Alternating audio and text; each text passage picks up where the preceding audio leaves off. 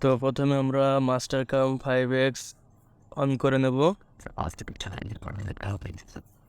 এরপরে আমাদের যে মিডিল অ্যাক্সিস আনতে হবে, মানে এক্স অ্যাক্সিসে ওয়াই অ্যাক্সিসের সেন্টার লাইন। তো এক্ষেত্রে আমরা F9 চেপে নেব।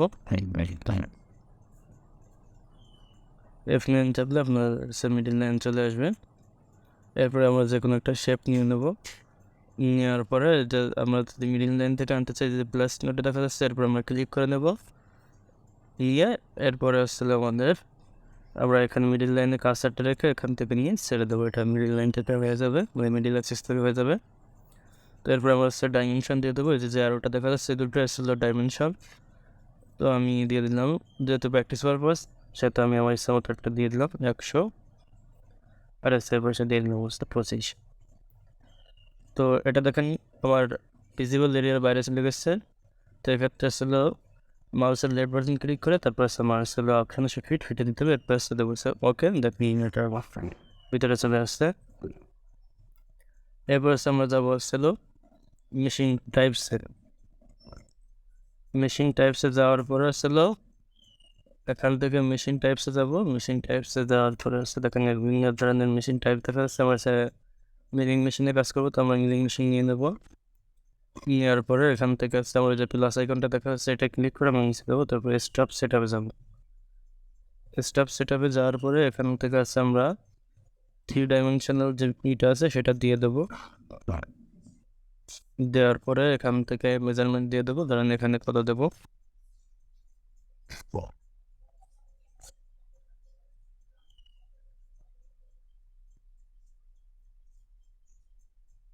এখানে আমরা 25 দিলাম।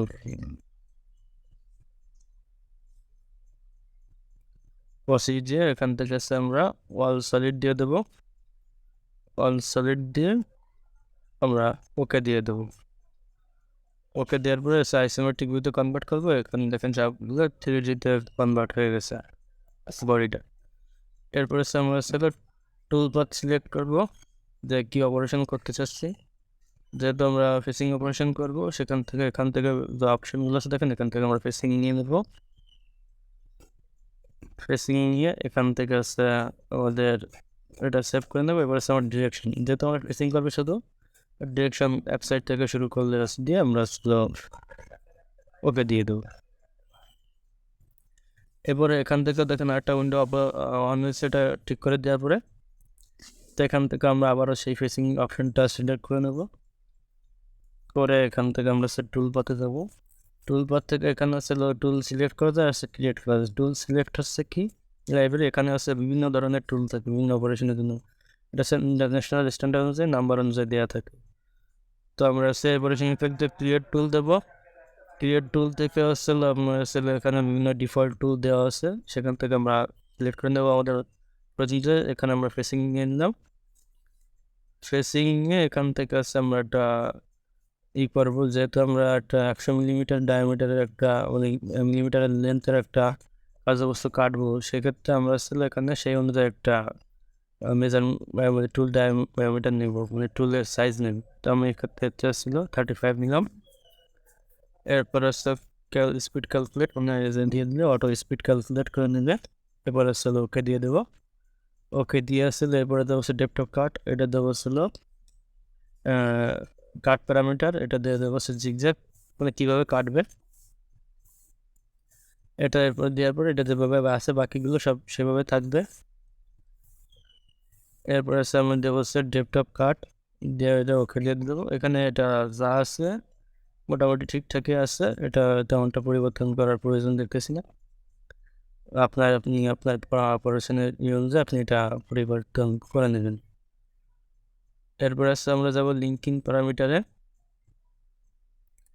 লিঙ্কিং প্যারামিটার থেকে এটা আমরা ওকে করে দেবো, ঠিক দিয়ে দেবো।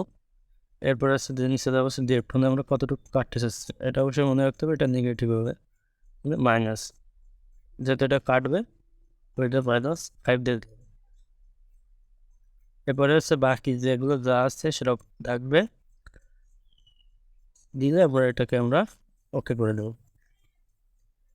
দেওয়ার পরে এখান থেকে আমরা এটাকে সেভ করে নেব।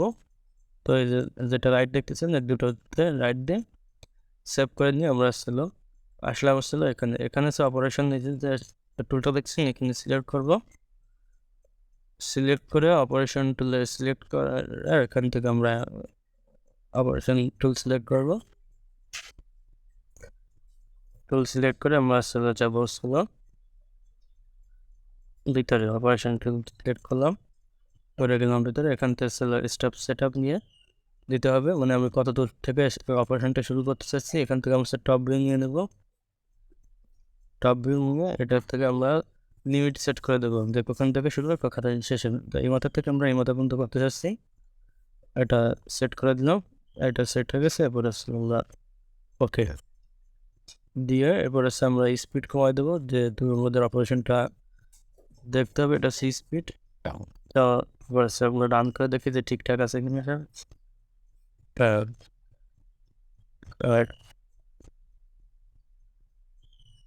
ঠিক আছে। এরপরে মোট 3বারে কাটছে, 3বারে কাটার কথাই ছিল। এরপরে আমরা এটা কেটে দিলাম।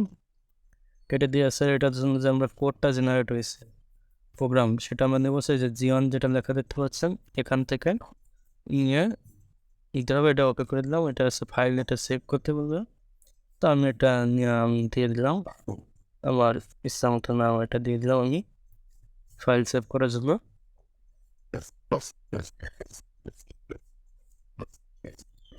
দিয়ে এটা আমি ওকে করে দিলাম।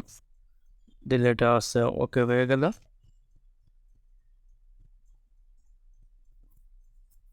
এই যে প্রোগ্রাম আমার কোডটা চলে আসছে। কোডটা আমরা মেশিনে দিয়ে, মিলিং মেশিন সিএনসি মেশিনে দিয়ে আমাদের যদি কোনো পরিবর্তন করার প্রয়োজন পড়ে তো আমরা সেটা দিয়ে আমরা পরিবর্তন করতে পারি। তাহলে এটা আমরা পেন ড্রাইভে নিয়ে এটা আমরা মেশিনে দিয়ে আমরা আমাদের পরবর্তী কাজটা করতে পারি।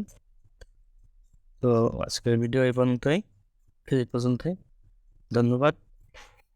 যদি ভিডিওটি ভালো লাগে তো চ্যানেলটি সাবস্ক্রাইব করুন, সেটাকে বেল আইকনটি বাজিয়ে দিন।